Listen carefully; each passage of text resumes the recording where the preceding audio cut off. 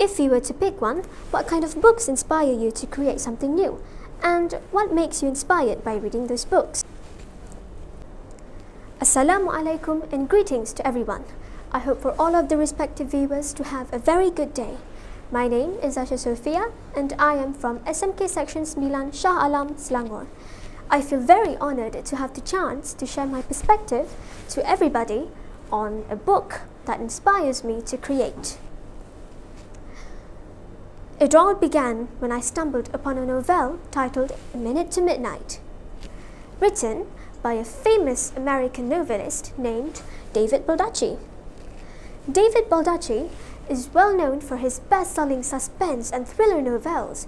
His career ascended as soon as his first published thriller novel, titled Absolute Power, became an immediate bestseller. From then on, his books are published in over 45 languages and in more than 8 countries, with 150 million copies sold worldwide.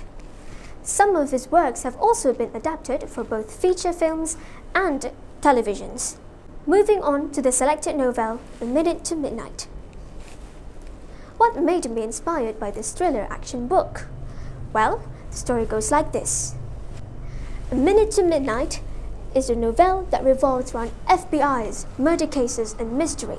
It has 508 pages and 76 chapters, followed by astonishing story writing and characters. It started with Adley Pine, a 36-year-old FBI searching for the truth behind the kidnapping of a twin sister, Mercy Pine, that occurred 30 years ago. While searching for clues after visiting her rural hometown, a murderer has suddenly announced his arrival by killing 2 local victims. As one of the first who witnessed the crime scene, Adley joins in to solve the case. As fast as they could to solve it, they were running out of time as the murderer preys on another victim. In a town full of secrets, the more she solves the case, the deeper she goes towards the truth behind her sister's kidnapping. In the beginning of the story, it displayed Adley's misfortunes and life and her dark past. It was to be shown that when Adley was 6, she had been punched by her sister's kidnapper several times on the head, causing her skull to fracture. Her sister, Mercy, was then kidnapped and is assumed dead. The next tragedy quickly occurred right after Adley's birthday. Her father, who was swallowed by guilt from losing one of his daughters, quietly picked up a gun and shoved it to his mouth, pulling the trigger. He committed suicide. Only Adley and her mother were left behind. Feeling overwhelmed, her mother left Adley as soon as she turned 18, leaving her only a single piece of note behind. Adley had truly hit the bottom of the pit in life, having to support herself financially, physically and mentally, all by herself. She had grown to become a strict and successful lady, only to have a heart full of scars.